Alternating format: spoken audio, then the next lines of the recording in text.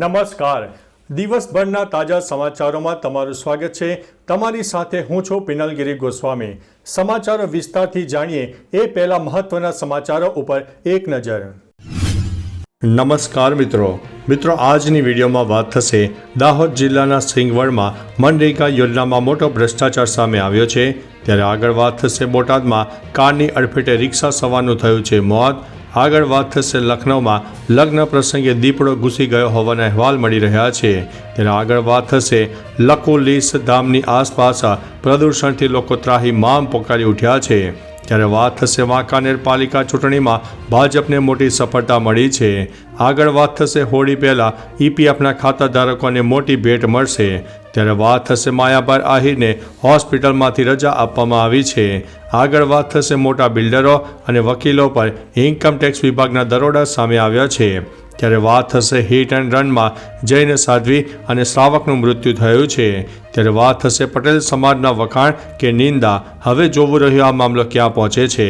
વાત છે સુરતની. ત્યારે આગળ વાત થશે ખેડૂત ટામેટા વેચીને બની ગયો છે કરોડપતિ.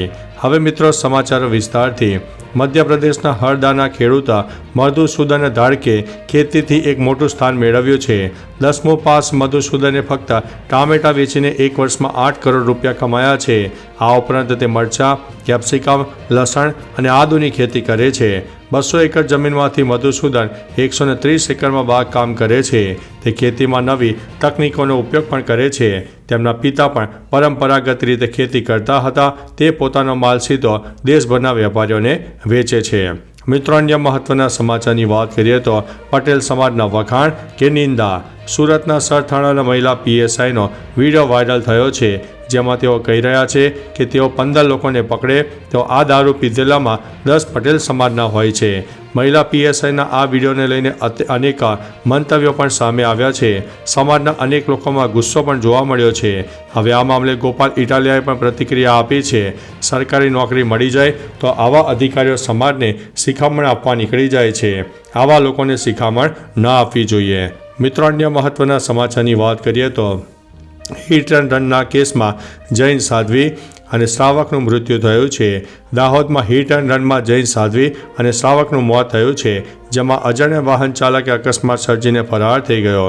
દાહોદના કંબોઈ નજીકની આ ઘટના બની હોવાનું સામે આવ્યું છે. આ ઘટનામાં જૈન સાધ્વી અને શ્રાવકનું મોત થતાં જૈન સમાજમાં રોષની લાગણી છવાઈ ગઈ છે. લીમખેડાથી દાહોદ તરફ વિહાર કરી રહ્યા હતા તે દરમિયાન આ ઘટના બની હતી. મિત્રો અન્ય મહત્વના સમાચારની વાત કરીએ તો મોટા બિલ્ડરો અને વકીલો ઉપર આઈટી વિભાગના દરોડા. વલસાડ અને વાપીમાં આવકવેરા વિભાગે મોટી કાર્યવાહી કરતા અગ્રણી બિલ્ડરો અને જમીન વિકાસકર્તાઓ, વકીલો અને આર્કિટેક્ટના ઘર અને ઓફિસમાં એક સાથે દરોડા પાડ્યા હતા. વાપી તપાસ ટીમના વડા આરપી મીણાના નેતૃત્વમાં 100 ટીમો દ્વારા આ કાર્યવાહી હાથ ધરવામાં આવી હતી. ટીમો દ્વારા તેમના વ્યાવસાયિક રેકોર્ડ, ખાતાના ચોપડા અને અન્ય દસ્તાવેજોની ઝીણવટભરી તપાસ પણ કરવામાં આવી રહી છે. મિત્રો અન્ય મહત્વના સમાચારની વાત કરીએ તો માયાભાઈ આહિરને હોસ્પિટલમાંથી રજા આપવામાં આવી છે. લોક સાહિત્યકાર માયાભાઈ આહિરના ચાહકો માટે સારા સમાચાર છે. 2 દિવસ બાદ માયાભાઈ આહિરની તબિયત બરાબર થઈ જતાં તેમને સવારે હોસ્પિટલમાંથી રજા આપવામાં આવી હતી. ઉલ્લેખનીય છે કે 10મી તારીખની રાત્રે મહેસાણાના એક કાર્યક્રમમાં લોક સાહિત્યકાર માયાભાઈ આહિરની તબિયત અચાનક બગડી હતી. ત્યારબાદ તેઓએ હોસ્પિટલમાં ખસેડવામાં આવ્યા હતા. મિત્રો અન્ય મહત્વના સમાચારની વાત કરીએ તો હોળી પહેલાં ઈપીએફના ખાતાધારકોને મોટી ભેટ મળશે. હોળી પહેલાં લગભગ 7 કરોડ ઈપીએફ ખાતાધારકોને મોટી ભેટ મળી શકે છે. કર્મચારી ભવિષ્ય નિધિ સંગઠન એટલે કે ઈપીએફઓના સેન્ટ્રલ બોર્ડ ઓફ ટ્રસ્ટીસના બેઠક 28 ફેબ્રુઆરી 2025ના રોજ યોજાવાની શક્યતા છે. જેમાં નાણાકીય વર્ષ 2024-25માં ઈપીએફ પર 8.25% વ્યાજ આપવાનો નિર્ણય લેવામાં આવી શકે છે.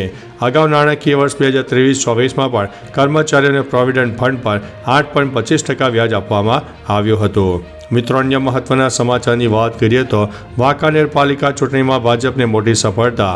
મોરબી જિલ્લાની વાંકાનેર નગરપાલિકાની ચૂંટણીમાં ભાજપને મોટી સફળતા મળી છે.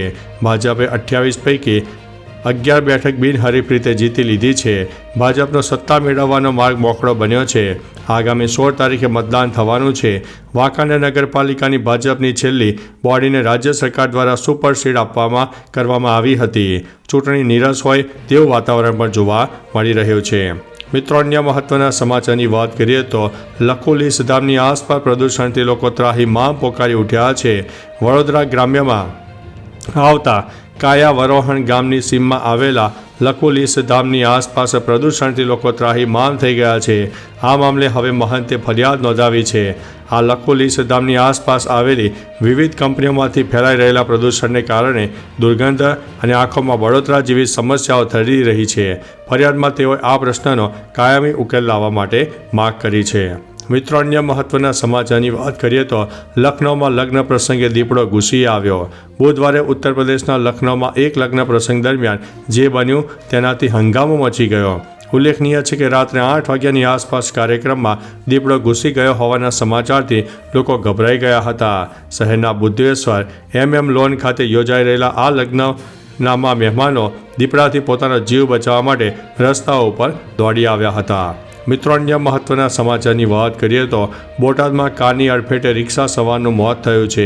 ભાવનગરમાં આવેલ બોટાદ રોડ પર આવેલા મેલડી માતાના મંદિર નજીક સર્જાયેલા અકસ્માતમાં કારના ચાલકે રિક્ષાને અડફેટે લેતા રિક્ષામાં સવાર કાનિયાવાડ ગામના વૃદ્ધનું મોત થયું છે. જ્યારે 2 મહિલાઓને ઈજા પહોંચતા તેઓને સારવાર માટે નજીકની હોસ્પિટલમાં ખસેડવામાં આવ્યા છે. આ અંગે પોલીસે કાર ચાલક સામે અકસ્માતની ફરિયાદ દાખલ કરીને આગળની કાર્યવાહી હાથ ધરી છે. મિત્રો, અન્ય મહત્વના સમાચારની વાત કરીએ તો સિંગવડમાં મનરેગા યોજનામાં ભ્રષ્ટાચાર સામે આવ્યો છે. દાહોદ જિલ્લામાં વધુ એક મનરેગા યોજના હેઠળ થયેલા ભ્રષ્ટાચારનો મોટો ખુલાસો થયો છે. સિંગવડ તાલુકાની તાલુકા પંચાયત કચેરી સુધી 6 લાખના ખર્ચે બનાવેલા RCC રોડના માત્ર 2 જ વર્ષમાં કાંકરા ખરવા લાગ્યા હતા. નિર્માણમાં સિમેન્ટની જગ્યાએ માત્ર માટીનો ઉપયોગ કરવામાં આવ્યો હોવાની શંકા વ્યક્ત કરવામાં આવી છે. તાલુકા વિકાસ અધિકારી આ રોડ પરથી પસાર થતા હોવા છતાં તેમણે આ ગેરરીતિ તરફ ધ્યાન ન આપ્યું તે પણ પ્રશ્નો ઊભા કરે છે. તો ચાલો મિત્રો, ફરીથી દેશ અને દુનિયાના સુપરફાસ્ટ સમાચાર લઈને મળતા રહીશો. ત્યાં સુધી અમને રજા આપશો. નમસ્તે.